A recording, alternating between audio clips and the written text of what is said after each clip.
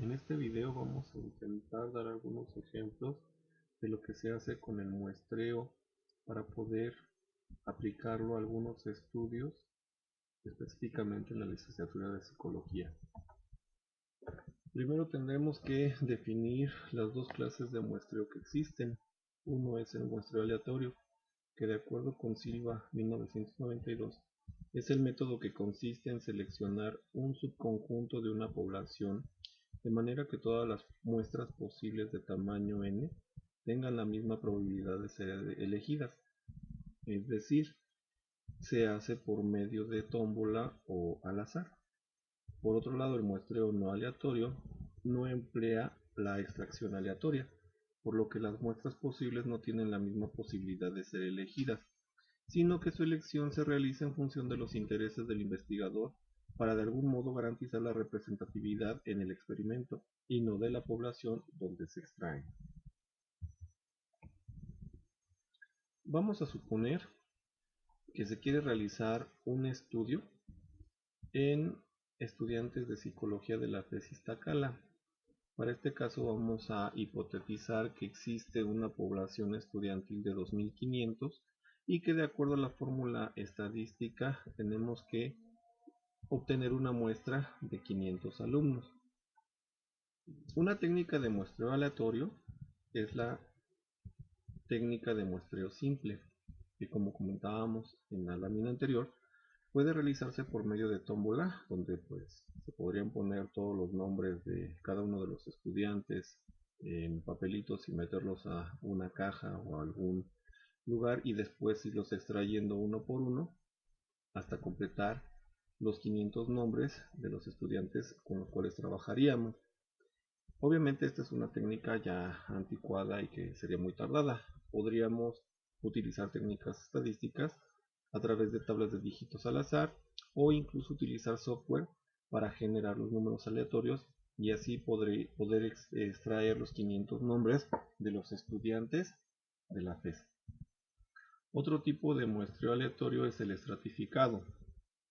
Aquí, dependiendo del turno en que asisten a la facultad, o incluso del sexo, o de la edad, o del semestre en que cursan, se puede realizar la selección aleatoria.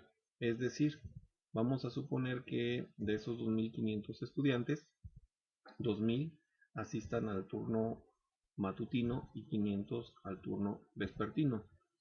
Al realizar los cálculos aritméticos para determinar el porcentaje de los alumnos que asisten a la mañana en relación a los que asisten a la tarde, se podría extraer la muestra en esa misma proporción, pero también tendría que ser bajo el concepto de que se realizara al azar.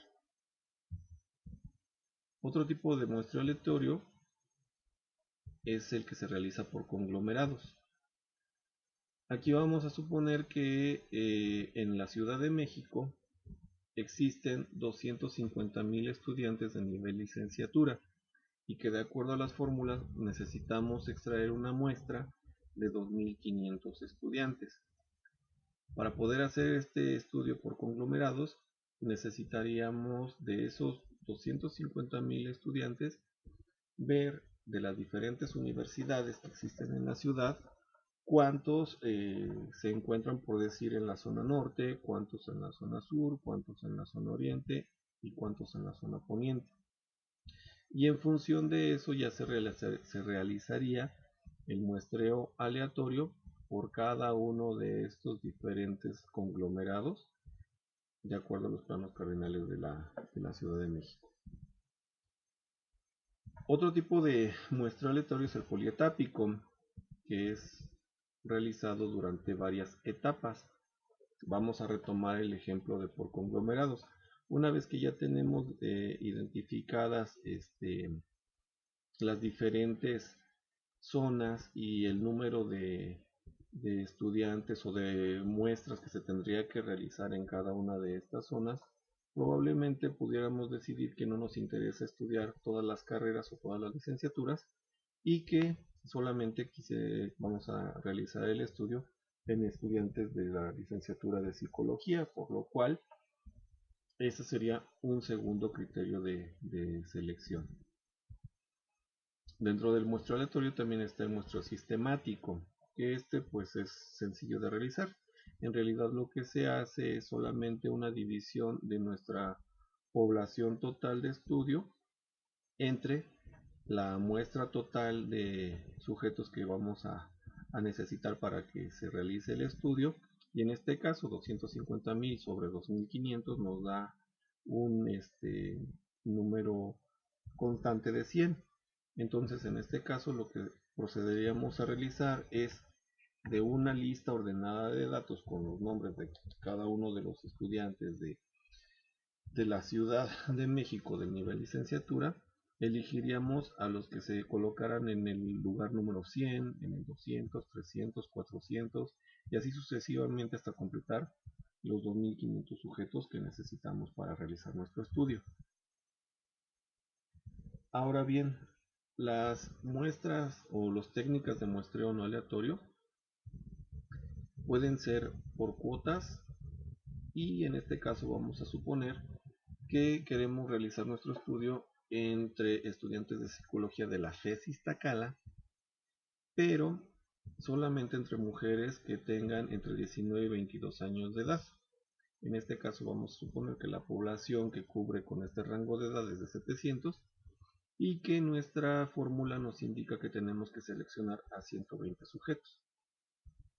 Entonces, una vez más, en este caso, para poder realizar el muestreo no aleatorio por cuotas, de una lista ordenada con los nombres de las mujeres de la licenciatura de psicología de la FES Iztacala, se elegiría a las primeras 120 que cubran con el requisito de edad.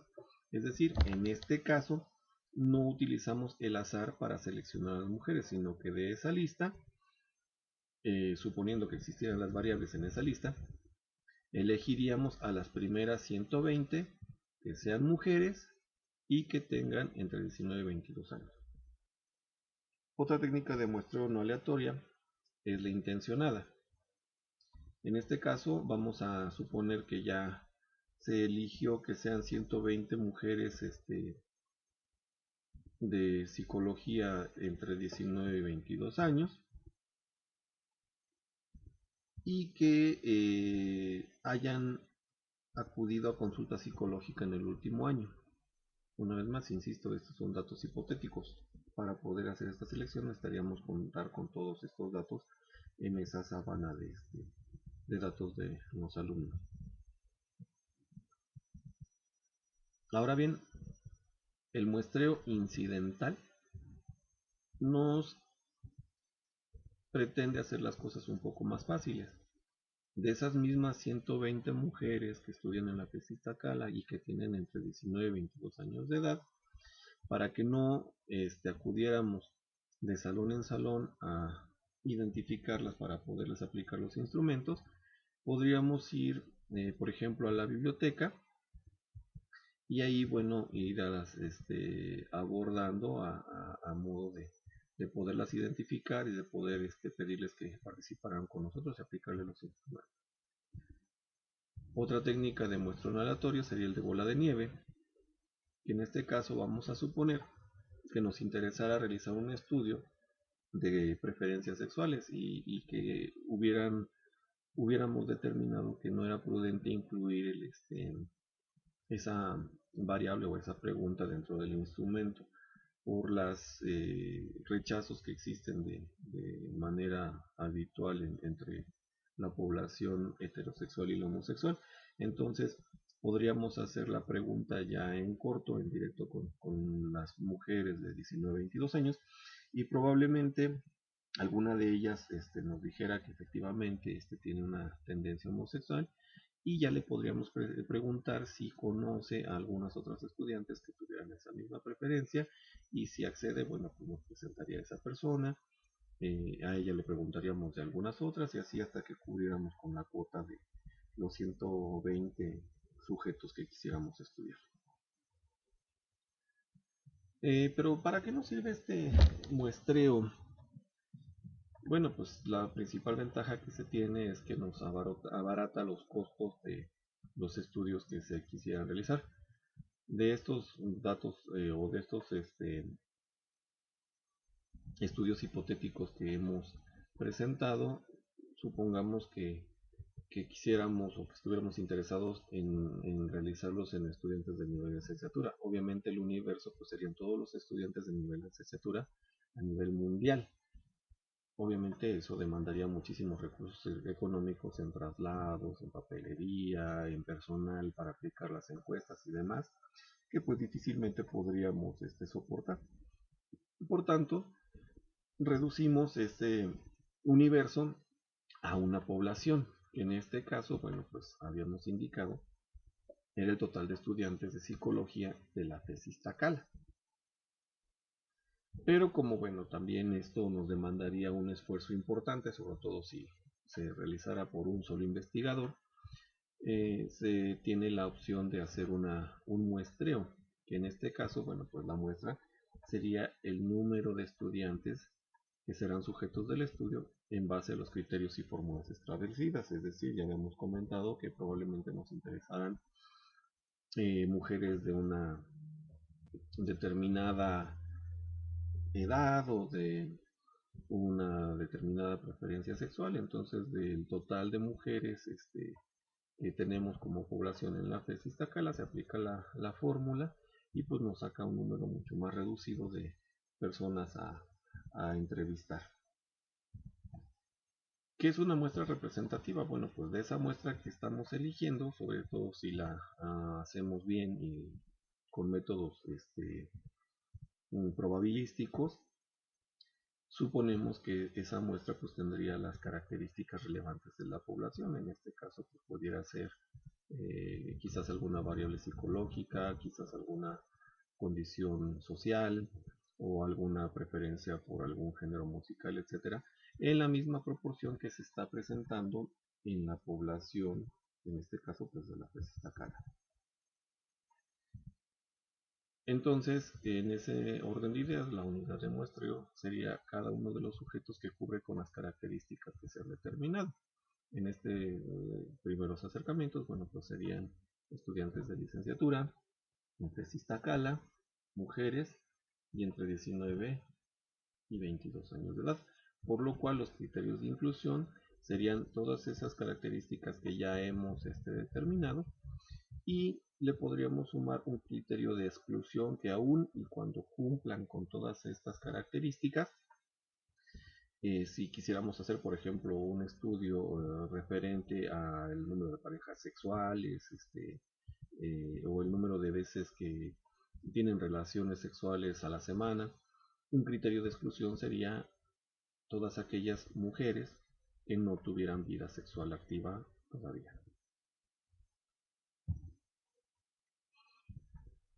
Por último, este tipo de muestreos nos permite realizar una inferencia estadística.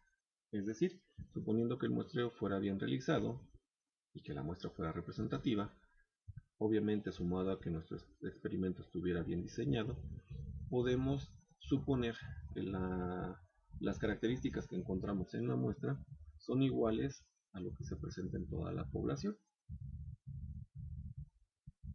Otro aspecto que tenemos que tomar en cuenta pues es el grado de error. En este caso, como no se realiza el estudio en toda la población por los costos, tiempos y esfuerzos que esto demanda, siempre existe la posibilidad de que lo que encontremos en la muestra no sea lo mismo que está sucediendo en la población, por lo que la inferencia no sería correcta.